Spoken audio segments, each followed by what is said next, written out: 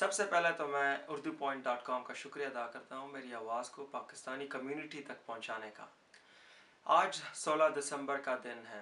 16 دسمبر کے اس واقعے کو 4 سال گزر گئے ہیں، لیکن میرے خیال سے اس واقعے کو ہم صدیوں تک نہیں بھول پائیں گے، کیونکہ اس دن جو واقعات ہوئے، جتنی انوکھی جانیں ہم نے کھوئی اس دن، میرے خیال سے اس کو ہم کبھی بھی نہیں بھول سکتے۔ 16 دسمبر کے اس واقعے میں نے اپنا بھائی حارث نواز شہید کھویا تھا، اور میں خود زخمی ہوا تھا، شدید مجھے گولی لگی تھی۔ اس کے علاوہ میں نے بہت سارے دوست اور اساتذہ کرام کھوئے تھے اس واقعے میں۔ تو وہ واقعہ جو ہے تو میرے خیال سے میں پرسنلی زندگی بھر نہیں بھول پاؤں گا۔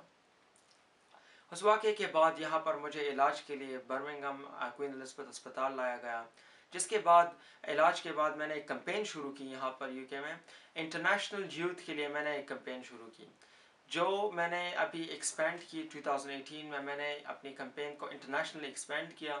میں نے پاکستان میں کئی یونیورسٹیز میں، نیپال میں، سری لنکا میں، ابھی میں ریسنٹلی پورچوگل میں تھا ایک کانفرنس میں، جہاں پر میں نے پاکستان کی ریپرزنٹیشن کی اور جہاں پر میں نے پاکستانی قوم کی سیکریفائسز کو ہائی لائٹ کیا، اور وہاں پر جتنے ٹاپ این جی اوز تھی ان کو میں نے بتایا کہ دیکھیں پاکستان میں قبائلی علاقوں میں آپ کو وہاں پر ہیلپ کرنی چاہیے، یہاں پر اتنی ضرورت نہیں ہے۔ تو پاکستان کی ایک پازیٹیو ریپرزنٹیشن ہمیں کرنی چاہیے، جو میں اپنی پوری کوشش کر رہا ہوں۔ جس گلوبل پلیٹ فارم پر میں جاتا ہوں تو وہاں پر میں کوشش کرتا ہوں کہ پاکستان کی ایک پازیٹیو امیج ہائی لائٹ کروں۔ ہمیں چاہیے کہ ہماری قوم نے جتنی سیکریفائسز دی ہیں، آرمی پبلک اسکول کے بچوں نے جتنی سیکریفائسز دی ہیں، ان کو رائے کا نہ جانے دیں۔